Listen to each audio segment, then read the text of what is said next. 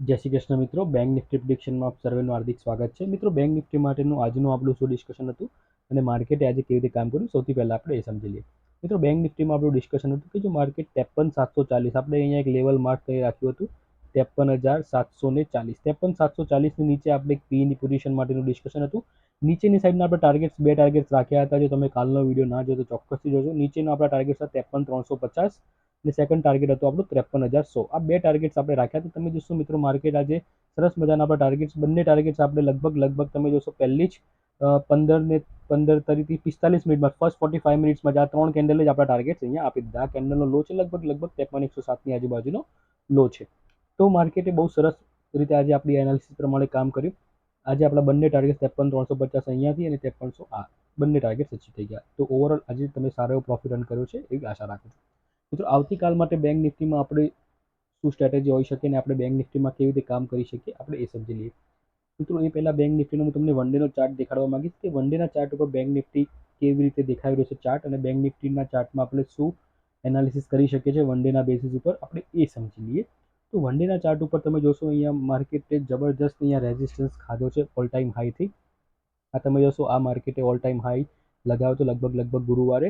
આ શુક્રવારની કેન્ડલ છે ને આજની કેન્ડલ છે. તો માર્કેટ અહીંયા લગભગ 54,400થી આજે લગભગ 53,000 સુધી, એટલે લગભગ 1,400 પોઈન્ટ માર્કેટે ઓલરેડી ડાઉનફોલ આપી દીધો છે. હવે માર્કેટમાં જે નેક્સ્ટ સપોર્ટ દેખાઈ રહ્યો છે એ આ કેન્ડલ છે, આ કેન્ડલ છે, આ કેન્ડલ છે.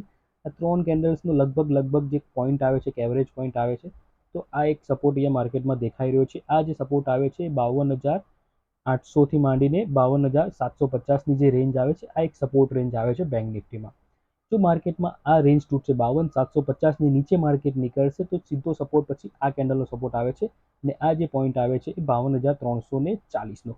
તો માર્કેટમાં એક વસ્તુ ડેફિનેટલી છે કે જો કાલે માર્કેટમાં બહુ ટ્રિકી માર્કેટ કાલે હોઈ શકે છે, બહુ જ ટ્રિકી માર્કેટ હોઈ શકે છે. ટ્રિકી એટલા માટે કે કાલનું જે માર્કેટનું ઓપનિંગ હશે એ ડિસાઇડ કરશે કે માર્કેટમાં ટ્રેન્ડ કેવું રહેશે, અને બની શકે કાલે ફર્સ્ટ હાફમાં માર્કેટ અપસાઇડ હોય, સેકન્ડ હાફમાં ડાઉન સાઇડ હોય, અથવા તો ફર્સ્ટ હાફમાં માર્કેટ ડાઉન સાઇડ હોય અને સેકન્ડ હાફમાં અપસાઇડ હોય. તો કાલે આ બે સિચ્યુએશન આપણને બેંક નિફ્ટીમાં જોવા મળી શકે છે. તો બેંક નિફ્ટીમાં કાલે ખૂબ જ સમજી વિચારીને અને ધ્યાનથી મિત્રો ટ્રેડિંગ કરવું બેંક નિફ્ટીમાં કાલે, કારણ કે કાલનો દિવસ ટ્રિકી સાબિત થઈ શકે છે.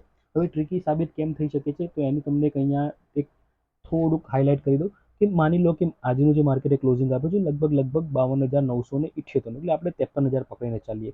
માર્કેટનો જે આ સપોર્ટ આવે છે આ એક ગેપ છે, આ કેન્ડલનો લો, આ કેન્ડલનું ક્લોઝિંગ, તો આ એક ગેપ છે. તો આ જે ગેપ પોઈન્ટ આવે છે એ 52,750નો આ ગેપ છે. તો 52,750ને માર્કેટ ડેફિનેટલી કાલે ટચ કરશે. તો 52,750ને માર્કેટ હવે કેવી રીતે ફ્લેટ ઓપન થઈને ટચ કરે છે કે ગેપ ડાઉન ઓપન થઈને ટચ કરે છે, તો બંને સિનારીઓમાં આપણી સ્ટ્રેટેજી ચેન્જ થઈ જશે. માની લો માર્કેટ ફ્લેટ ઓપન થાય છે, ક્યાંક ને ક્યાંક 53,000ની આજુબાજુ ઓપન થાય છે, તો પછી માર્કેટ જો અહીંયા આજના લોને તોડે છે તો આપણે પીની પોઝિશનમાં બેસતા થોડુંક આપણને ડર લાગશે, કારણ કે ઇમિડિયેટલી 100-125 પોઈન્ટની નીચે અહીંયા સપોર્ટ આવશે. તો આપણે શું કરીશું કે જો માર્કેટ અહીંયા ફ્લેટ ઓપન થાય છે તો ફ્લેટ ઓપનના કેસમાં આપણે વેઇટ કરીશું કે માર્કેટ 750ની આજુબાજુ મળે. તો 750ની આજુબાજુથી આપણે અહીંયાથી એક કોલની પોઝિશન ટ્રાય કરી શકીએ છીએ 52,750થી. ટાર્ગેટ્સ આપણા 53,100 સુધીના આપણા મેક્સિમમ ટાર્ગેટ્સ ઉપરની સાઈડ હોઈ શકે છે. જો માર્કેટ ગેપડાઉન ઓપન થાય છે તો ગેપડાઉનના કેસમાં બી સેમ સ્ટ્રેટેજી 52,750ની આજુબાજુથી આપણે એક કોલની પોઝિશન ટ્રાય કરી શકીએ છીએ. 52,750, 52,800, 52,800 લો તો 52,750 તમારો એસએલ આવશે. 52,750 લો તો ફક્ત ને ફક્ત 10 પોઈન્ટનો એસએલ આવશે ઇન્ડેક્સમાં. તો આપણે કોલની પોઝિશન 53,100 આપણા મેક્સિમમ ટાર્ગેટ્સ હોઈ શકે છે. તો આ રીતે એક સ્ટ્રેટેજી બની શકે છે. પણ એક મિત્રો ખાસ વસ્તુ યાદ રાખવાની, એકદમ ઇમ્પોર્ટન્ટ વસ્તુ તમને કહું કે 5 મિનિટની કેન્ડલ જો કાલે 52,750ની નીચે ક્લોઝિંગ આપે છે તો આપણે ઇમિડિયેટલી કોલને મગજમાંથી નીકાળી દઈશું, કોલના વિચારને મગજમાંથી નીકાળી દઈશું, ઇમિડિયેટલી આપણી પોઝિશનને પીમાં કન્વર્ટ કરી લઈશું. અને ટાર્ગેટ્સ આપણા 52,340 આપણને માર્કેટ ઇમિડિયેટલી આપી શકે છે. આ કેન્ડલ સુધી તો આપણે ઇમિડિયેટલી આવી જઈશું. જો માર્કેટ ફર્ધર ફ્લોમાં આવે છે તો આપણે આ પોઈન્ટ સુધી બી આપણે આવી શકીએ છીએ, લગભગ 52,000 સુધી બી આપણે આવી શકીએ છીએ. પણ આપણે આપણા ટાર્ગેટ્સ આ પોઈન્ટ ઉપર 52,340 બુક કરી લેવાના.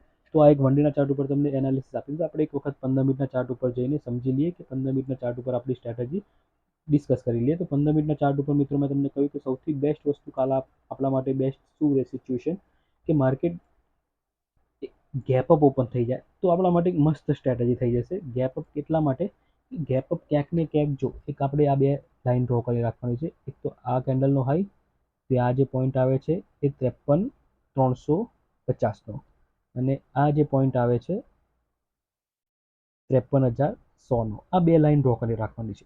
જો માર્કેટ આની નીચે ઓપન થાય છે તો 53,100ને આપણે એસએલ માનીને એક પીની પોઝિશન લઈશું.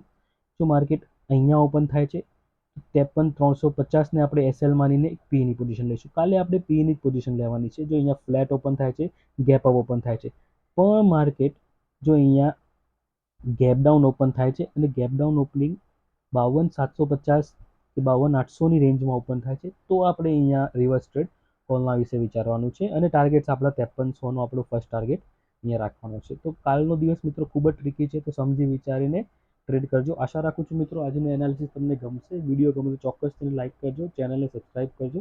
Thank you. જય શ્રી કૃષ્ણ.